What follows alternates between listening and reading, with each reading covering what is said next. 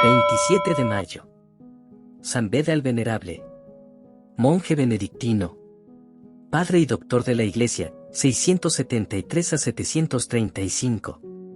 Todavía no había transcurrido un siglo desde que San Agustín de Cantorbery, el enviado del Papa San Gregorio Magno, había llegado de Roma a la Gran Bretaña para echar la semilla de la palabra evangélica, y ya había madurado abundante cosecha de santos. En esa falange escogida, se destaca una figura que resume aquella época de florescencia cristiana, Beda el Venerable, el primero entre los descendientes de razas bárbaras que conquistara un puesto de honor al lado de los doctores de la Iglesia. Vio la luz primera en 673, en una humilde aldea de Yarrow, en el condado de Durham.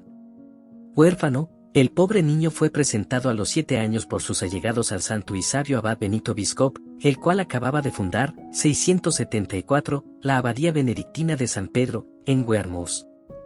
Beda fue admitido en la abadía, y formó parte del grupo de niños que la piedad de aquella época ofrecía a los monasterios para que aprendieran las primeras letras, con lo que quedaban preparados para seguir, en el siglo en el claustro, su verdadera vocación. El estudiante Beda, cuyo nombre anglosajón significa oración, apenas hubo ingresado en el monasterio de Wearmouth, fue un dechado acabado para todos sus compañeros. En 682, la colmena monástica, excesivamente llena para permitir la admisión de nuevos aspirantes, envió al abad Ceolfrido con unos cuantos monjes para fundar la abadía de San Pablo, en Yarrow. Beda formaba parte de la colonia. En la región pantanosa, que lograron transformar con su incesante labor, estos monjes corrieron la suerte de casi todos los primeros colonizadores. La peste acabó en pocos días con 18 de ellos, quedaron solos para el oficio canónico, el abad Ceolfrido y el joven Beda. Con el corazón partido de dolor, Ceolfrido continuó con la salmodia sagrada, omitiendo tan solo el canto de las antífonas. Y así fue por espacio de una semana. Pasados los 8 días, Ceolfrido y el joven monje volvieron, no sin gran fatiga, a cantar el oficio completo y continuaron de este modo ayudados por los fieles de la vecindad, hasta que fueron otros monjes a repoblar el desierto claustro. Las normas del canto gregoriano habían sido introducidas en Inglaterra por un discípulo de San Gregorio, Juan, chantre de San Pedro del Vaticano, legado apostólico. A ruegos de Benito Biscop, el legado fue a Yarrow y, en un curso público que dio, expuso el orden de la liturgia tal como se practicaba en Roma, los ritos prescritos para las ceremonias, las normas del canto y de la salmodia. Bajo la dirección de este ilustre maestro, el joven estudiante se apasionó por las melodías gregorianas y por la majestad y grandeza de la liturgia sagrada. Su ingenio claro y despierto era apto para toda clase de estudios. Aprendióse de memoria la Sagrada Escritura merced a las lecciones del monje Tumberto, y, en la historia de los ingleses, que escribió más tarde, recuerda este nombre con gratitud filial. El griego, la poesía, las ciencias exactas, fueron asimismo disciplinas que estudió con mucha aplicación y aprovechamiento. Pero el pensamiento de la gloria de Dios presidió todas las ocupaciones del piadoso estudiante. A los 19 años, Beda había recorrido el ciclo completo de la ciencia sagrada y profana, la piedad habíase acrecentado en su alma a proporción de su ciencia. Por una honrosa excepción, fue ordenado de diácono en 691, por el obispo de Hexham, San Juan de Beverly, varón doctísimo, maestro de nuestro santo, y bajo cuya jurisdicción estaba la abadía de Yarrow. A los 30 años, en 702, recibió del mismo pontífice la ordenación sacerdotal y, a partir de aquel día hasta su muerte, todos los días sin excepción, cantó la misa conventual. El maestro. Obras literarias y científicas. El discípulo pasó a ser maestro, y pronto los 600 discípulos de las comunidades de Yarrow y de Wearmouth, sin contar los que en masa acudían de diferentes lugares de Inglaterra, asistían diariamente a sus lecciones. Para formarse idea de lo que fue su enseñanza, bastaría enumerar los tratados que compuso sobre toda clase de disciplinas, desde las reglas de ortografía, hasta los estudios más elevados de literatura y de ciencia. Hacíase todo para todos, distribuyendo la leche de la doctrina a los principiantes, y el pan substancial de la ciencia a las inteligencias más esclarecidas. Beda fue el verdadero pedagogo, no solamente de Inglaterra, que oyó su voz, sino de Alemania, a donde llegó el eco por medio de San Bonifacio, y de Francia, donde Alcuino, 735 a 804, vulgarizó su enseñanza en la escuela palatina de Carlomagno. 3 años antes de su muerte, Beda dio a conocer un índice de sus obras que son en número de 45, entre las cuales pueden mencionarse 2 colecciones de poesías, un libro de himnos y otros de epigramas. Entre las obras poéticas, figura un tratado, de la naturaleza de las cosas, que es un compendio de los conocimientos de la época, acerca de la astronomía, cosmografía y geografía. Es muy de notar que Beda ya admite la redondez de la Tierra. Todas estas obras son como manuales para uso de los alumnos. Beda, doctor. Apenas cumplió los 30 años, este doctor, más fácil de admirar que de alabar dignamente, como dice su historiador, había dado cima a su enciclopedia literaria y científica, y emprendió acto seguido una gigantesca labor de exégesis patrística, donde resumió todo lo que los padres más acreditados de Oriente y Occidente habían escrito sobre los libros del Antiguo y del Nuevo Testamento. Un perfume de poesía y sencillez exhalan todos sus escritos espirituales. Su doctrina es la de San Agustín, es decir, la de la Iglesia. Sus homilías, de las cuales solo quedan 49, y que iban dirigidas a los religiosos de Yarrow, se extendieron a todos los demás monasterios benedictinos, y particularmente al de Monte Cassino. La liturgia ha utilizado unos 20 extractos suyos para los oficios del breviario romano. 8 siglos antes de la Reforma, respondiendo a los errores de su tiempo, ofrecía ya argumentos en contra de la misma. Se ve que juzgaba igual que la Iglesia romana acerca de los puntos de controversia entre católicos y protestantes, tales como la oración por los difuntos, la invocación de los santos, la veneración de las reliquias y de las imágenes, etc., y aún atribuye milagros a esas piadosas prácticas. Demuestra que las imágenes no están proscritas por el Decálogo, y que Dios prohibió solamente los ídolos, puesto que mandó levantar la serpiente de bronce, etc. Beda, historiador. En el año 731 dio remate a la obra magna que le hace acreedor, aún hoy día, a la admiración y al agradecimiento del mundo sabio y erudito, y que fue mina explotada por multitud de historiadores y agiógrafos de la Edad Media. Nos referimos a su historia eclesiástica de la nación de los ingleses. Esta obra inmortal, por la que merece nuestro santo el honroso título de Padre de la Historia Inglesa, coronó su prodigiosa carrera. Beda fue para la Gran Bretaña el cronista nacional.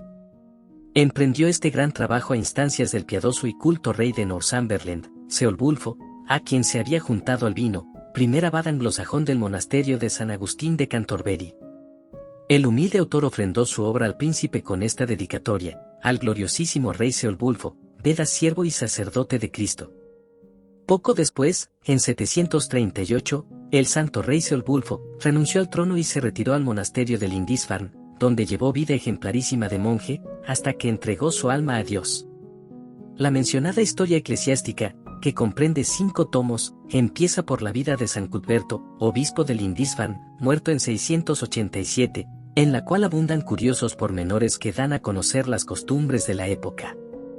Luego, partiendo de las primeras relaciones entre bretones y romanos, prosigue el relato hasta el año 731, encuadrando los asuntos eclesiásticos y civiles, las tradiciones religiosas y los demás acontecimientos, en una sola narración. La biografía de los 5 primeros abades de Wearmouth y de Yarrow, a quienes Beda conoció, da fin a la obra. Beda escribió también la vida de San Félix de Ñola, la vida y pasión de San Anastasio, hoy extraviada, y un célebre martirologio que, juntamente con los nombres de los santos, trae 114 relatos históricos. En su martirologio, los compendios históricos y las biografías de los santos completan la exposición teórica de las enseñanzas de la fe y de la demostración del gobierno de Dios, por los hechos y por los hombres. Prueba que la conversión de Inglaterra es obra exclusiva de los papas, y que solo la Iglesia posee el secreto de la verdadera civilización. Correspondencia del Santo. Las 16 cartas que nos quedan de la correspondencia de Beda nos muestran claramente su corazón. El alma que se descubre a través de sus escritos, es un alma santa. Los sentimientos afectuosos y las ternuras de la intimidad, se asocian, como naturalmente, en él a la sed de ciencia, al amor al estudio, a la laboriosidad, a la práctica de las virtudes y a la noble inquietud por las cosas divinas y celestiales, por todo lo cual es modelo perfecto del religioso. Cítase especialmente una carta que escribió en 734, poco tiempo antes de su muerte, a su discípulo Heberto, con motivo de su promoción al obispado de York. Es una especie de tratado acerca del gobierno espiritual del gran doctor, y en ella da a conocer perfectamente el estado en que se hallaba la iglesia anglosajona por aquel tiempo. Beda empieza por exhortar a su discípulo a que medite y estudie la Sagrada Escritura, para encontrar en la misma los consuelos de que nos habla San Pablo. Luego le trae a la memoria los deberes de todo obispo. Ten presente que lo más esencial de tu deber es poner en todas partes sacerdotes ilustrados y virtuosos, dedicarte tú mismo con celo infatigable a instruir a tu grey, hacer todo lo posible para que el vicio desaparezca, laborar sin descanso por la conversión de los pecadores, cuidar de que todos los diocesanos sepan la oración dominical y el símbolo de los apóstoles, y que estén perfectamente instruidos en los diferentes artículos de la religión.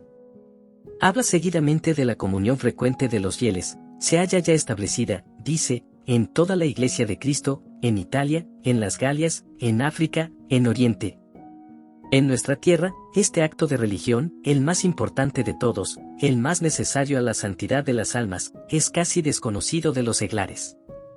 Muchos fieles se contentan con comulgar 2 o 3 veces al año, siendo así que, con un poco de preparación, podrían acercarse a los sagrados misterios a lo menos cada domingo, y las fiestas de los apóstoles y de los mártires. Entre las cartas hay una que es un verdadero opúsculo científico acerca de los equinoccios, otra, trata de la celebración de la Pascua, 7, van dirigidas a un amigo suyo, San Oca, y tratan cuestiones de exégesis, en otra, finalmente, da gracias al abad de Cantorbery, Albino, por su aportación a la redacción de la historia eclesiástica. Esta vida diáfana y gloriosa tuvo, sin embargo, sus nubes y sus tristezas. Como sucede a todos los hombres de virtud, también San Beda mereció la hostilidad de algunos espíritus mezquinos. Llegaron hasta tratarle de hereje porque en su cronología había combatido la opinión, entonces muy en boga, de que el mundo no debía durar más de 6000 años. Esta acusación de herejía tomó tales proporciones, que aun en las canciones grotescas de la gente del campo se aludía a ella. Lo cual afligió sobremanera a Beda y, para justificarse, compuso una verdadera apología, dirigida a un monje, en forma de carta en la que se alzaba contra la manía de fijar el fin del mundo. Este escrito, extendido con bastante rapidez por toda Inglaterra, puso fin a las calumnias. Por otra parte, Beda no cesa de suplicar a sus numerosos amigos que le encomienden al Señor. Esta piadosa ansiedad de asegurar a su alma el auxilio de la oración después de su muerte, la hallamos a cada paso en sus cartas, y ella da particularísimo y ejemplar carácter de humildad y piedad a este gran sabio, cuya vida fue tan útilmente empleada en servicio de Dios y de la ciencia. No faltan historiadores que afirman que Beda en sus últimos años se quedó ciego, lo cual no fue obstáculo para que continuara enseñando y predicando. Últimos años del maestro. Sus últimos momentos fueron descritos, hasta en sus menores detalles, por un testigo ocular, Cuthberto, fiel discípulo suyo, que fue más tarde abad de Yarrow y cuyas lágrimas, sin duda, regaron más de una vez el pergamino en que nos relata esta memorable escena. Me instáis, escribe, a que os diga cómo salió de este mundo Beda, nuestro padre y maestro, el hijo predilecto del Señor. Pues bien, sabed que es un consuelo a mi dolor, al mismo tiempo que una pena más, el tener que daros gusto. 2 semanas, poco más o menos, antes de Pascua, 17 de abril de 735, sintió gran dificultad para respirar, sin por eso experimentar grandes dolores, y así fue viviendo hasta la fiesta de la Ascensión, siempre jovial y contento, dando gracias a Dios con mucha frecuencia. Diariamente, según su costumbre, nos daba lección, y lo restante del día dedicábalo a cantar salmos, y las noches, después de un corto sueño, manteníase despierto hasta el amanecer sumido en acciones de gracias al Señor. A esa hora empezaba su oración con los brazos en cruz, y cantaba, unas veces, los textos de San Pablo y varios otros pasajes de la Escritura, y otras, los versos que había compuesto en nuestra lengua y algunas antífonas. Otras veces, leíamos, pero las lágrimas interrumpían la lectura, y nunca leíamos sin llorar. Los 40 días de Pascua a la Ascensión transcurrieron así. Repetía con San Pablo, el Señor azota al Hijo que va a recibir. También solía decir aquello de San Ambrosio, no he vivido de modo que me sonrojara de estar entre vosotros, y no temo morir, porque tenemos un Dios que es la bondad por esencia. Durante estos días, además de las lecciones que nos daba, emprendió 2 nuevas obras, una traducción del Evangelio según San Juan en nuestro idioma, y algunos extractos de San Isidoro de Sevilla. Pues, decía, no quiero que mis discípulos lean falsedades, y que después de mi muerte se entreguen a una labor inútil. El martes antes de la ascensión, la respiración se le hizo más difícil y se notó un poco de hinchazón en los pies, lo cual no le impidió dictar con gran alegría, añadiendo a veces: apresuraos, pues no sé el tiempo que podré estar entre vosotros, ni si mi Creador me llamará muy pronto. Tomando la hinchazón de sus pies como aviso de próxima partida, quiso recibir la extremaunción y seguidamente el santo viático. Pasó la noche en acción de gracias. A la mañana siguiente, miércoles, vigilia de la Ascensión, ordenó transcribiéramos lo que estaba empezando, y trabajamos hasta la hora de tercia. Celebróse luego la procesión acostumbrada en este día con las reliquias de los santos, y tomamos parte en la misma.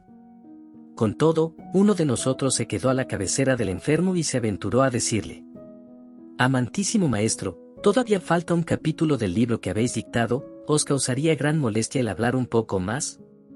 No, respondió. Toma la pluma y escribe pronto. A la hora de nona, me encargó que fuera a llamar a todos los sacerdotes del monasterio, se despidió de sus hermanos y les suplicó rogasen por él, y en esas conversaciones se entretuvieron hasta la hora de vísperas. Y el discípulo de quien he hecho mención anteriormente, le dijo todavía: Muy querido maestro, queda un versículo por escribir. Escríbelo, pues, replicó Beda. Y cuando el discípulo hubo terminado, exclamó: Ya está acabado. ¿Verdad dices? Respondió el maestro, acabado está. Ahora gira mi cabeza, pues siento gran consuelo al dirigir las miradas hacia el lugar santo, donde tanto he rezado. Y así, echado en el suelo de su celda, y vuelto de cara al santuario, se puso a cantar por última vez: Gloria al Padre, y al Hijo, y al Espíritu Santo. Luego se durmió tranquilamente en la paz del Señor. Se iba a terminar en la eternidad la doxología interrumpida en sus labios por el ángel de la muerte. Contaba a la sazón 72 años. Esto ocurría el miércoles por la tarde, 25 de mayo de 735. Como toda fiesta empieza con las primeras vísperas, varios autores escribieron que San Beda murió el día de la Ascensión, lo cual ha dado pie para fijar la fecha de su muerte en 26 de mayo. Su título de venerable. Al igual que todos los santos de aquella época, Beda fue canonizado por la voz popular, tácitamente aprobada por la Iglesia, y la Orden Benedictina ha celebrado siempre su memoria de santo y de doctor. Este último título lo solicitaron los obispos de Inglaterra desde el año 1855. En 1890, bajo el pontificado de León XIII, renovóse la petición y, gracias al celo constante del futuro cardenal Vives y Tutó, encargado de esta causa, se consiguió lo que tanto se anhelaba, y por decreto del 13 de noviembre de 1899, San Beda fue declarado doctor, fijándose su fiesta en 27 de mayo, extendida a la Iglesia Universal. El título de venerable, con el cual se le designa, ya se lo daban durante su vida, a causa de sus virtudes, y como públicamente se leían en la iglesia sus sermones y homilías, no se pronunciaba su nombre sin acompañarlo de dicho título. Esta costumbre persistió después de su muerte, y vino a ser consagrada, por decirlo así, por el martirologio romano, que le respeta este título. Su sagrado cuerpo fue sepultado al principio en la capilla del monasterio de Yarrow, donde numerosos peregrinos acudieron a visitar su tumba. Los diversos milagros que obró confirmaron la fama de santidad. Levantáronse luego varios altares en su honor y sus restos fueron durante largo tiempo objeto de culto por parte de los fieles.